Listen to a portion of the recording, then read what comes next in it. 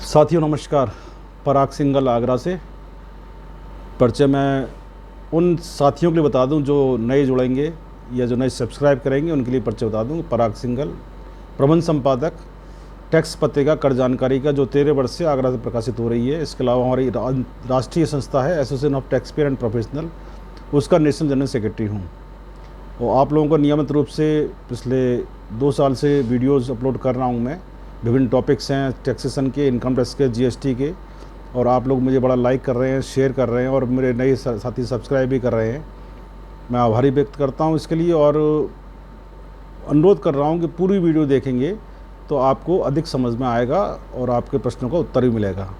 आज का जो विषय है वीडियो का, व्यापारिक सेल प्रमोशन जो अकाउंट होता है उसमें जो उपहार प्राप्त होते हैं वे अन्य राशि की धनराशि पर आयकर की कटौती, टीडीएस कटौती 1 जुलाई 22 से करनी होगी।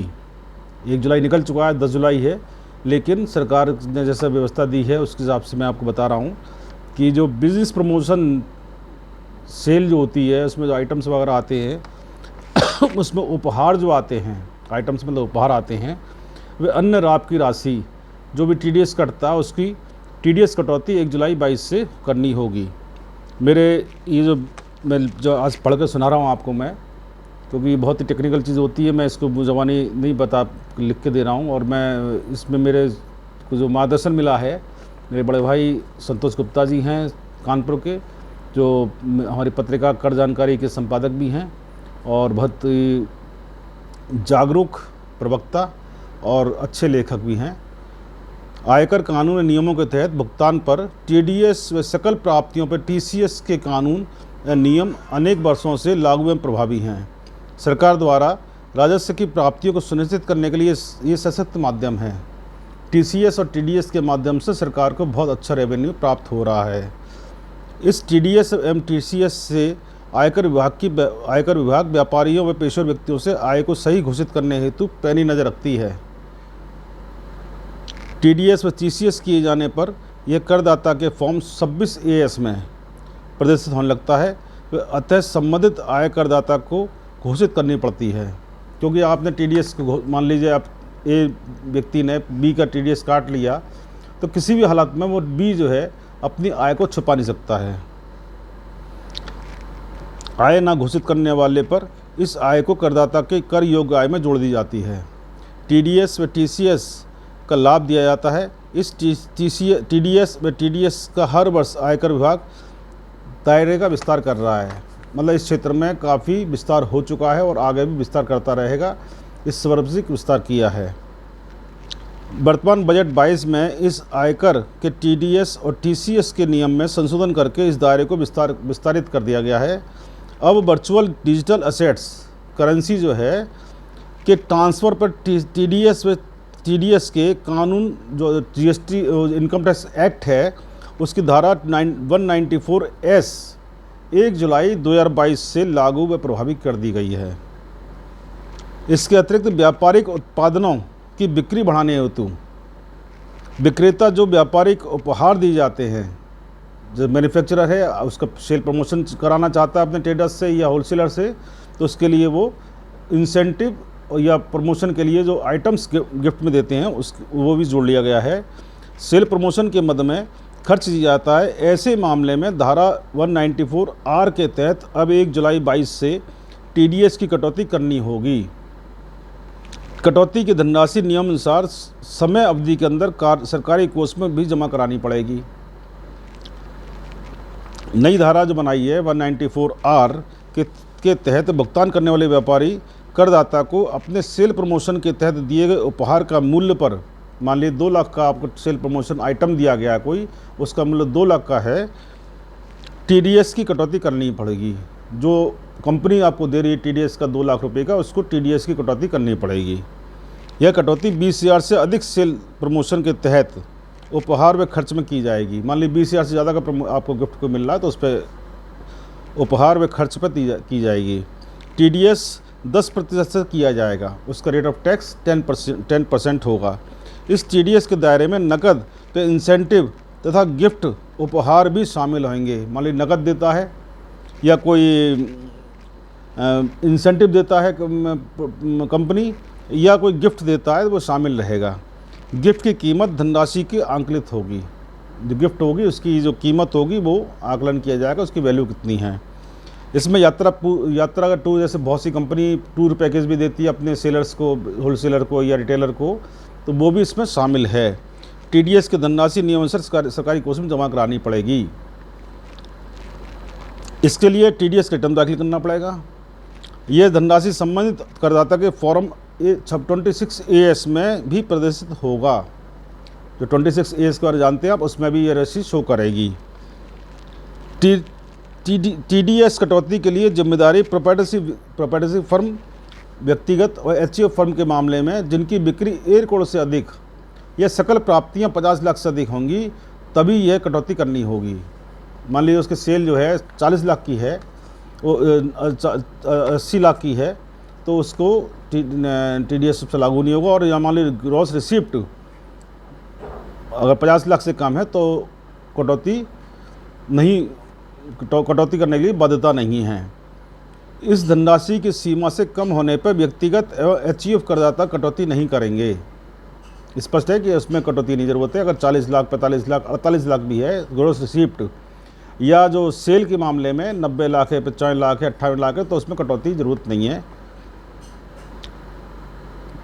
शेष अन्य सभी व्यापारी करदाता जो साझेदारी फर्म है, पार्टनरशिप फर्म या कंपनी फर्म है, उसमें टीडीएस की कटौती करनी होगी। इसमें कोई छूट नहीं है। उपहार यदि वस्तु में है तो उसकी बाजार कीमत, मैंने कहा ना, जैसे पहले भी कहा, यदि उसकी वैल्यू, कोई गिफ्ट दे रहे हैं, उसकी वैल्यू जो बाजारी कीमत होगी उस पर टीडीएस काटा जाएगा। टीडीएस कटौती के ये प्रावधान व्यक्तिगत उपहारों पर किसी उत्सव, नैसर्गिक प्रेम के कारण हो, उन पर नहीं करनी है। मान लीजिए कोई फंक्शन करना हो, उस पर मान लो कोई गिफ्ट दिया है, तो उस पर कोई ज़रूरत नहीं है। सीधा सा अर्थ है, ये कटौती का प्रावधान व्यापारिक सिलसिले में व्यापार में वृद्धि होने के लक्ष्य के तहत सेल प्रमोशन का मतलब है कि सेल, आपने मान लीजिए कंपनी ने कहा भी आप मुझे 5 करोड़ सेल चाहिए, 5 करोड़ पे आपको मैं 2 लाख रुपए का इंसेंटिव दूंगा या गिफ्ट दूंगा, तो उस जो सेल प्रमोशन के परिप्रेक्ष्य में दिया गया है, तो इसलिए टीडीएस कटौती होगी। यदि व्यक्तिगत तौर से कोई गिफ्ट देता है शादी ब्याह में या किसी फंक्शन में, तो उसको नहीं माना जाएगा टीडीएस के अंदर।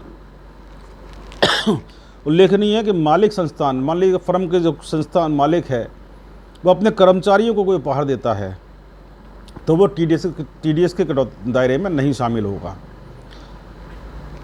क्योंकि कर्मचारी को मिलने वाला उपहार या अनुलाभ वेतन के दायरे में है, वेतन के दायरे में है वो, तो इस मद में नियमानुसार इस कटौती नहीं होगी। वर्चुअल डिजिटल करेंसी ट्रांसफ़र, जैसे आजकल मनी ट्रांसफ़र, जो ऑनलाइन मनी जो ट्रांसफ़र हो रहा है, उस पर टीडीएस के प्रावधान किया गया है। 1 जनवरी 2022 से प्रभावी किया गया है। आयकर कानून नई धारा 194S को केंद्रीय बजट 22 में प्रस्तावित किया गया था। ये धारा 1 जुलाई 22 से वर्चुअल डिजिटल असेट्स करेंसी के ट्रांसफ़र पर 1% दर की जाएगी। जो करेंसी ट्रांसफ़र होगी इस पर 1% के हिसाब से टीडीएस कटौती की जाएगी। वर्चुअल डिजिटल करेंसी के रूप में जानी जा रही है बिटकॉइन, अथेरियम या अन्य क्रिप्टो करेंसी पर ये टीडीएस प्रावधान लागू होंगे। आपने सुना होगा कि क्रिप्टो करेंसी पर सरकार बिल्कुल कंट्रोल करना चाह रही है, इसके ट्रांजैक्शन को कंट्रोल करना चाह रही है, क्योंकि बहुत से हिडन ट्रांजैक्शन चल रहे थे देश के अंदर, तो इसलिए पूरा कंट्रोल करना चाह रही है। इसलिए जो इस तरह करेंसी में आप इन्वेस्ट करते हैं, तो उस पर आपको टीडीएस की कटौती की जाएगी 1% की दर से। विशिष्ट व्यक्तियों में व्यक्तिगत व एचयूएफ हैसियत के करदाता शामिल होंगे। उनके मामले में भुगतान की धनराशि 50,000 से अधिक होने पर यह टीडीएस कटौती की जाएगी। शेष अन्य करदाताओं को कर 10,000 से अधिक भुगतान करने पर टीडीएस कटौती करनी होगी। इस डिजिटल वर्चुअल करेंसी के दायरे में आने वाले लेन देन से जनरेट इनकम पर 30% की विशेष दर से आयकर का भुगतान भी करना होगा। जैसे आपने बजट में सुना था कि क्रिप्टो करेंसी वगैरह जो इस तरह की करेंसी है इन्वेस्टमेंट के, उससे उस पर 30% की रेट ऑफ टैक्स रखा गया है, तो वो 1 जुलाई 22 से प्रभावी हो चुका है। और मैं इसके साथ ही अगला विषय, बहुत अच्छा विषय आने वाला है, टीडीएस संबंधित ही है, और उसमें मैं एक पत्र लिख रहा हूँ सीबीटी को और माननीय वित्त मंत्री को, जिसमें मेरे सहयोग कर रहे हैं हरदोई के संदीप सिंह चौहान हैं और हिमांशु मिश्रा, कि टीडीएस की जो कटौती होती है डिपार्टमेंट्स द्वारा या काफ़ी प्राइवेट भी हो रही है, तो वो काफ़ी समय के कारण जमा नहीं हो पा रही है, तो काफ़ी बड़ी राशि वो अटकी हुई है, सरकार को मिल नहीं रही है, और जिसके कारण से उस पर लेट फीस बहुत ज़्यादा अमाउंट में हो गई है।